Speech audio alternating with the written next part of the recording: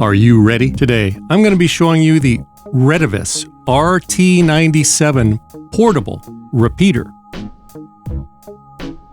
Traditionally, this is where I would hold up the box to show you, but the Retevis RT97 doesn't come in a fancy box. It came in a nondescript package from China. So I don't have a nice box to show you. You'll just have to use your imagination. But I will show you the repeater. I'm going to show you how easy it is to set up. I'm going to show you how well it works with some range tests, and we'll do a power output test so that you can decide if the Retevis RT97 is the right repeater for you, my favorite viewer. I must confess, I was blown away at how well this repeater actually worked. And not just me, but some of the regulars that use my repeater and helped me do the testing of the Retevis RT97, they were skeptics. But after seeing how well it worked, they too are now believers. It comes in a GMRS version and a Ham version, and also a digital DMR, is that what the Ham guys call it? Digital version. The price for the GMRS version or the Ham VHF version is $399, $599 for the Ham digital version. And Retevis did not send me this repeater. I paid for this repeater with my own monies that I saved up, actually from supporting members like you, the members that clicked the join button below to help support my channel. For those of you that do support my channel, if you wonder what I do with all those dozens of dollars that I collect from you every month, it goes toward buying stuff for me to test so that you don't have to. And I do this for you because you are my favorite viewer.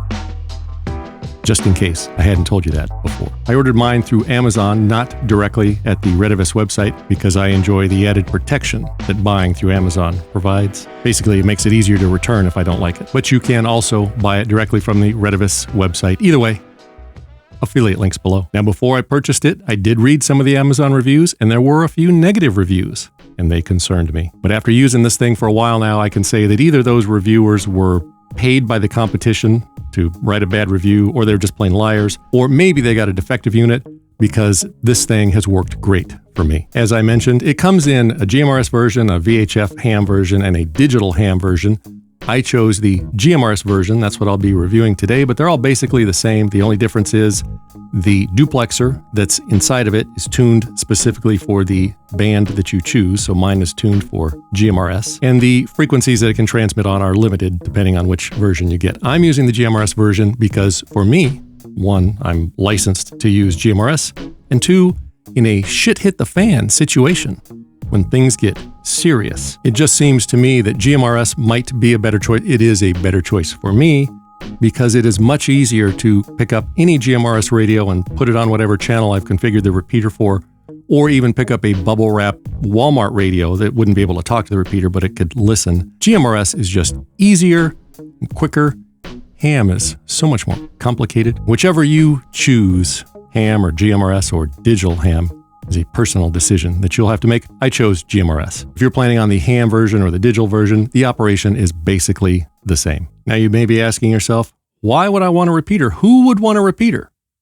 And the answer is, if you want to extend the range of your communications, say you have two handheld radios and you want them to be able to talk further, maybe you're on a farm or you have a big property or you're going camping or in a shit hit the fan situation. A repeater will allow you to extend the communication either between two handsets, two walkie-talkies, or even a base station if you put it between the two. So for example, if your friend is over here on this side of a mountain and you're over here on this side of the mountain, if you were to put the repeater at the top of the mountain, they would then be able to talk to each other because they otherwise would not be able to talk to each other through the mountain. That's the short, simple version. It's a little bit more complicated than that, but not much. Now, if you think that in a shit hit the fan situation, you're just going to use your cell phone for help, if that's you, stop watching now. Because when things get serious, and I don't mean just when you can't find toilet paper at the grocery store, when things get really serious, you know what I'm talking about. When things get serious, those that are just going to rely on their cell phones, they're going to be the first to go. And everybody else that is actually prepared, we're going to get your toilet paper. So when you purchase the Retevis RT97 portable repeater, regardless of if you get the GMRS version, the Ham version, or the digital Ham version, you will receive in the box a user guide, 18 pages long, including all of the useless warnings and FCC stuff that they're required to put in. Now, the one thing on the Amazon reviews that I saw that are true is that this user guide is near worthless. It's written in very poor Chinglish, third grade Chinglish at that.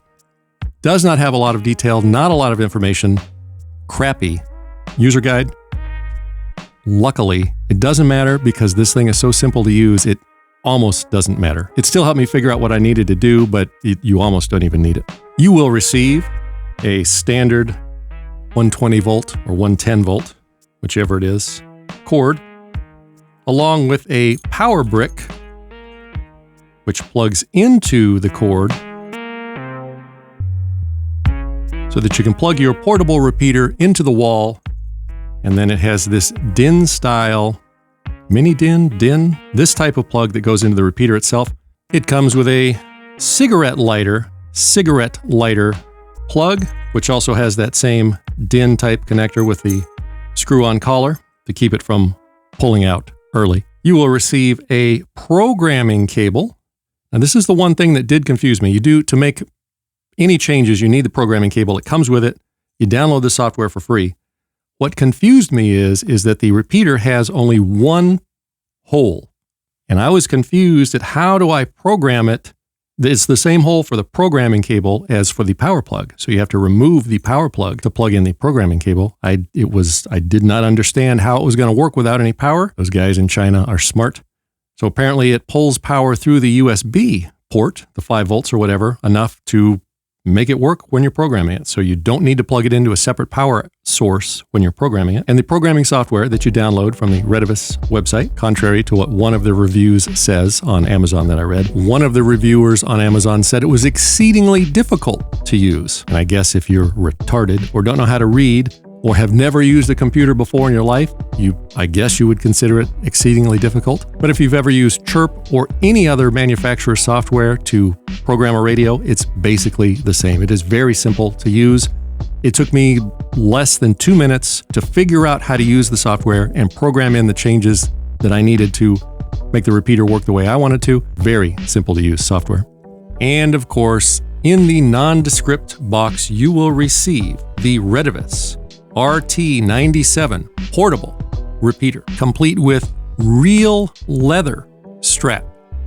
That is a real leather strap. I have no idea why they would put a real leather strap on a high-tech piece of equipment like this, but it is real leather. Maybe it lasts longer in the elements. The unit is smaller than I anticipated it. It's only about that big. I don't have my tape measure. 8 or 10. Here, hold it up to my head for comparison because I have a large head. Not very much going on here. You've got the LCD screen. You've got your standard SO239. That's what you plug a PL259 antenna connector in. That's a regular type of antenna connector. It takes this sort of antenna connector. And on the other side, you've got that plug for either the power or the programming cable. And that is it. You're not supposed to open it because I was able to decipher in the Chinglish user guide that if you open it up, it's going to void the warranty. But it is my understanding that there's a little transmitter inside, a receiver inside, and a very small duplexer. That's what makes the magic happen. Now it comes with the power adapter to plug it directly into 110, 120 volts like I showed you, as well as a cigarette lighter adapter. And it doesn't seem very picky on how much power it takes. Anything from 12 to, I think it said in the manual, 24 volts. So I plugged it into the wall and tested it. It worked fine. But this is supposed to be a portable, take it anywhere with you repeater. So I tested it with my Genius Boost. See that there? Genius Boost Pro GB150. It has a little plug for a cigarette lighter, and this is what I'm going to use to power it when I show you and demonstrate how it works. And it ran, I got about 4 hours of usage connected to this GB150. Affiliate link below. And that was with heavy usage, a lot of talking. I did it on a Sunday afternoon, and everybody in the area was on using the repeater. I set this up with the same frequency and the same tones as my repeater. So I turned off my repeater, put this one in its place, and everybody was talking on it. And I got about 4 hours heavy use using the GB150. I also briefly tested it using my Jackery 1000 solar generator. Affiliate link below. The Jackery 1000 is a monster. It would take days for this thing, even with heavy use, to run down that Jackery 1000. If you need power, that Jackery 1000 is the thing to get. Solar powered Jackery 1000 solar generator. Affiliate link below. Okay, so I'm going to take my cigarette lighter adapter. I'm going to plug it into the DIN plug. It won't let you plug it in wrong. For now, I'm going to put my dummy load on in place of the antenna because my repeater is on and active, and this is set to use my repeater when it first turns on. I don't want any interference, so I'm going to stick the dummy load right there. Going to take the other end of the cigarette lighter and plug it into my Genius Boost GB150. Affiliate link below. And there's no power switch. There's no nothing. You give it power and it turns on. So we should see that light. Oh, gosh darn it. Still so fresh. It's got the freshness label on it. Let's take that off. Oh, yeah. Plug it into the Genius Boost GB150.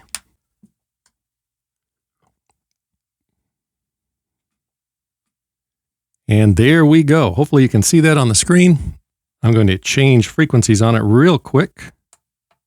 Now you can use this right out of the box. It comes pre-programmed with whatever random channels they pre-programmed at the factory. It came with 16 GMRS channels pre-programmed with some tones in there already. And you have these up and down arrow buttons. To change the channel, you just press the button. And then if you don't know what the tones are, you press and hold the button and it will show you what the tones are. So there's my tones. So I would just need to put those into my handy-talkie or my walkie-talkie and I could start using this repeater. Not much else going on the screen. There's a high-low indicator there for the power that you change using the software, which is very simple. Channel number and some little indicators showing you the tones are enabled. And that's really all there is to it. It's a very simple box. You put an antenna on one end. I've got the dummy load there now. You put power on the other end.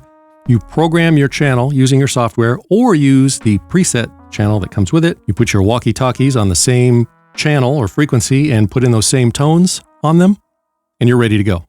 Pretty much set it and forget it. It's got 16 different channels that you can program for different configurations, different frequencies, different tones. And again, you do have to do that all with the software, which is very easy to figure out and use, unless you're a retard posting reviews on Amazon. I also saw a review. It was either a YouTube video or an Amazon review. I'm trusting Amazon reviews less and less. They're less and less trustworthy. Somewhere I saw online on the internet, it's the internet that's getting less and less trustworthy, that you could also use this as a base radio, just as a base station radio. You cannot use this as a base station radio. It has nowhere to plug in a microphone. It has no speaker, but you could use it as a base station repeater. What I don't know is the duty cycle. Or I don't know. This isn't really made for heavy duty usage, like for a club where it's going to be used 24 hours, day in and day out with people talking on it. So you could use it as a light duty repeater at your house, and it would do that job very well. Now this is a 10-watt repeater. Now what that means is, and again, if you've read the Amazon reviews, you've got the retards and the idiots complaining that it doesn't put out 10. It's rated at 10 watts. The radio puts out 10 watts, or so Retevis says. But there's a duplexer involved. And when you have duplexers involved, especially these small, low-cost ones like what's inside here, the duplexer will rob some of that power. So any repeater using this type of duplexer, if it's my repeater that I use, which is a 50-watt repeater, it goes through a smaller duplexer. I only get about half of that out. So even though it is rated at 10 watts output, what actually comes out the other end is going to be less than 10 watts. So let's measure it. Let's put the meter on and we'll see exactly how powerful this is. So I've got the dummy load, 50-watt dummy load, and my Surecom SW102, affiliate link below. Now, because this doesn't have a microphone, I don't have any way to directly key it up. What I have to do is use my radio and set it to talk to the repeater and key up on the radio to then trigger the transmitter. So I've got my KG935G available only at buy2aradios.com. Affiliate link below. I'm going to use this to key up the transmitter, the repeater, the transmitter in the repeater, so we can get a power measurement. So I'm going to key it up and let's see what we get. So just for clarification, you're going to see an SWR of very low because I have a dummy load, not an actual antenna connected. And then you'll see the power, and it looks like just under 5 watts. I think it peaked at 5 when I first keyed up, 5.1 watts, and then it drops down slowly. That time was 5.04 watts. So as expected, roughly half of what it's rated at, 5 watts. Now you smarter ones watching are probably asking, but how far can it talk? How many fars can it talk? I'm glad you asked. I did some testing. I grabbed my Midland MXTA26 6 dB gain antenna from my Jeep, affiliate link below. I slapped on my Midland MXTA12 magnetic mount on the top of my car. I didn't want to take my Jeep because the car is so much more comfortable. And I screwed the antenna onto the magnetic mount.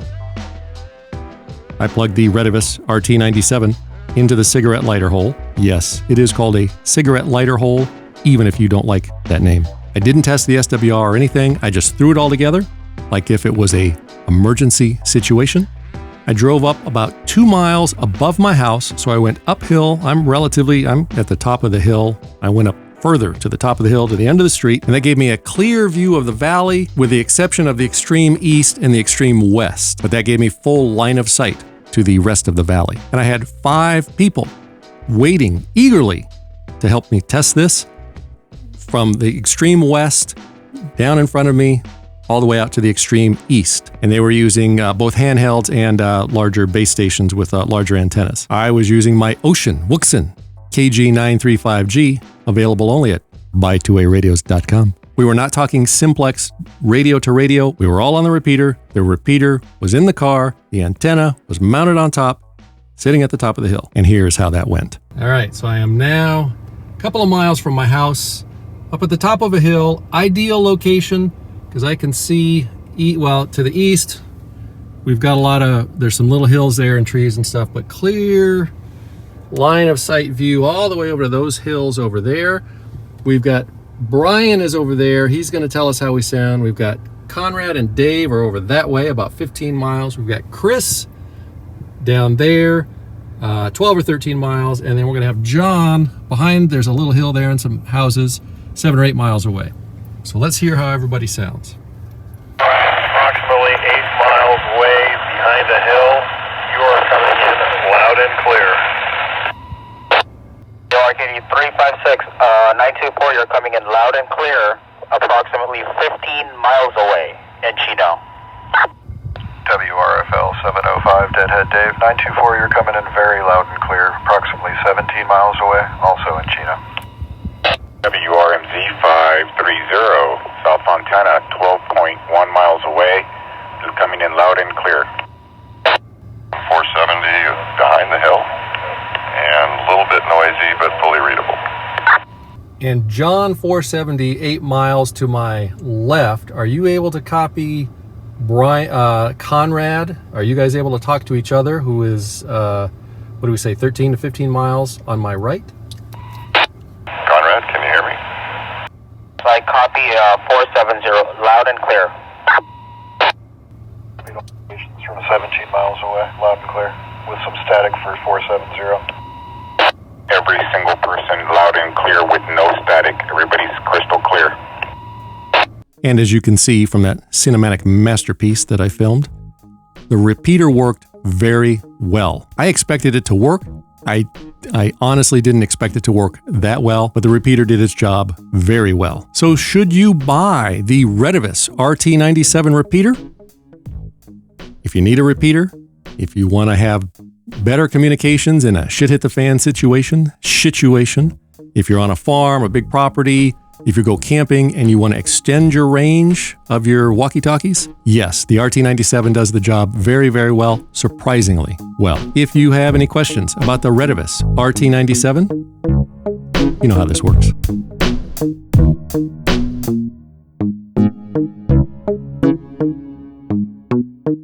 you.